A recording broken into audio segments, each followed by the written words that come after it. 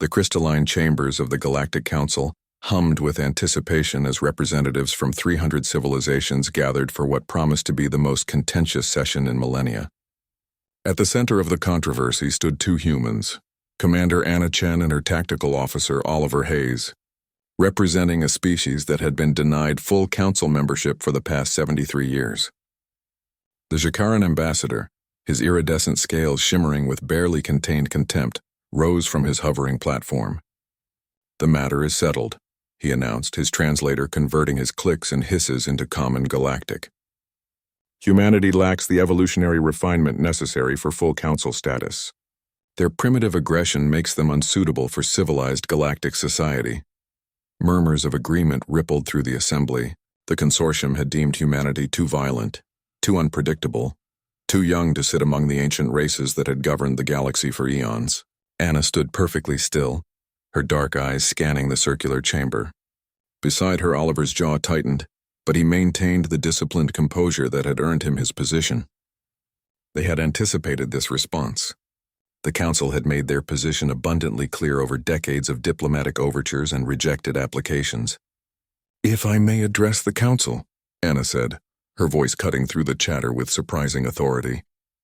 The Jakaran ambassador's neck frills flared in annoyance. "The human delegation has exhausted their speaking privileges. This session is concluded, yes," Anna interrupted, drawing gasps from several species unused to such directness. "We understand perfectly. We've wasted enough time seeking approval from those who will never grant it." Oliver activated a holographic display that materialized above the assembly floor. The three-dimensional projection showed a star map, but not one the Council recognized from their own cartography. Red dots peppered previously unexplored regions of space. "For the past 7 decades, Anna continued, while the Council debated humanity's worthiness, we took a different approach. We went where you wouldn't. We explored what you deemed too dangerous or too unprofitable." The display zoomed into one of the red sectors, revealing a lush planetary system. The Kepler Rim, 17 habitable worlds rich in rare Earth elements. The Council classified this region as unsurvivable after the Corellian expedition vanished 3 centuries ago. "We found out why," Oliver added, his fingers dancing across his control interface. New images appeared. Massive creatures, part silicon, part something entirely alien, drifting through asteroid fields. The Corellians encountered the Viridians and, lacking proper defensive protocols, were consumed. We, however, established communication. They're now humanity's trading partners and, as of last month, our allies. The chamber erupted in confused chatter. The Cathran delegation leaned forward, their compound eyes reflecting the holographic light with keen interest. Anna pressed on. "The Andromeda breach. Your scientists declared it a permanent spatial anomaly that would destabilize any vessel attempting passage. We lost 3 ships learning they were wrong. The breach isn't an anomaly. It's a doorway." The hologram shifted, showing a swirling vortex of impossible colors. Then, emerging from its depths, came ships. Hundreds of them, designs that incorporated human ingenuity with technologies harvested from a dozen other species. Some council members, most not. "Beyond the breach lies the Outer Rim Alliance," Oliver explained. 47 civilizations that your council never bothered to contact because they were deemed too primitive or geographically inconvenient. They were quite interested in meeting species who saw them as equals rather than curiosities.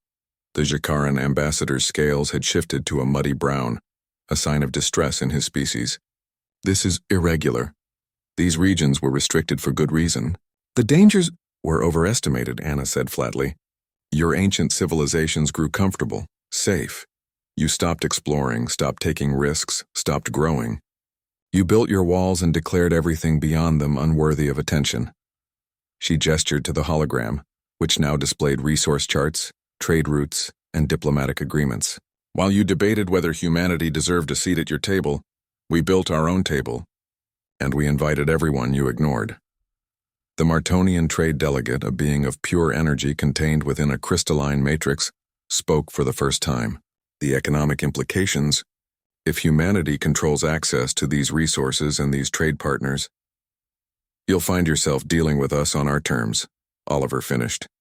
"Not as supplicants begging for membership, but as equals, or perhaps more accurately as the ones holding the advantage." Anna allowed herself a slight smile. The Outer Rim Alliance has formally rejected Council oversight. They prefer humanity's collaborative approach to your hierarchical system.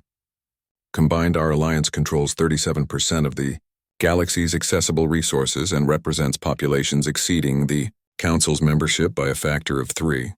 The implications crashed over the Assembly like a tidal wave. For millennia, the Council had maintained power through monopolistic control of trade routes and resources. Humanity hadn't just found an alternative, they'd built a rival power structure. "This is blackmail," the Jakaran ambassador hissed. "This is adaptation," Anna corrected. "You wanted us to prove ourselves worthy? We did, just not by your metrics. We proved ourselves to those you dismissed, and they found us worthy partners." The Supreme Arbiter, a member of the ancient precursor race that founded the Council, finally spoke. Her voice resonated with harmonics that bypassed translation, speaking directly to the consciousness of every being present. "What do you want, Commander Chen?" Anna's expression remained neutral. "Recognition, respect, and most importantly, a fundamental restructuring of Council policies. The galaxy is larger than your charts, more diverse than your census, and it's tired of waiting for you to catch up." Oliver brought up the final display, a treaty already signed by representatives of the Outer Rim Alliance. "We're offering a merger, not a conquest. The Council expands to include new members, adopts more democratic processes, and commits to genuine exploration and engagement with all civilizations, regardless of age or military capacity." "And if we refuse?" the Jakaran ambassador demanded.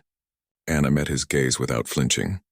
"Then the Outer Rim Alliance continues independently, and the Council becomes increasingly irrelevant. We're not threatening you. We're simply showing you the future, one that's already arrived. You can be part of it, or you can watch from the sidelines." The chamber fell silent. 300 civilizations, some billions of years old, confronted a truth they'd been avoiding. Their comfortable supremacy had ended the moment they'd underestimated humanity's resourcefulness and determination. The Supreme Arbiter's luminous form pulsed thoughtfully. "The Council requires time to deliberate this unprecedented situation." "Take all the time you need," Anna said, already turning toward the exit. "We've got an alliance to run." As the two humans walked through the crystalline corridors, Oliver allowed himself a grin. "Do you think they'll actually agree?" Anna glanced back at the chamber where panic and frantic debate had already begun. "They'll agree. They're ancient, not stupid. They know when they've been outmaneuvered. And if they don't?" Her smile was sharp and confident. "Then we'll do what humanity does best. We'll adapt, overcome, and leave them wondering how they ever thought they could keep us down." Behind them, the galaxy was already changing. Not through conquest or conflict, but through the sheer stubborn determination of a species that refused to accept limitations imposed by others. The Council would learn what countless obstacles had already discovered. When humanity said, "Earth strikes back," it wasn't a threat. It was a promise.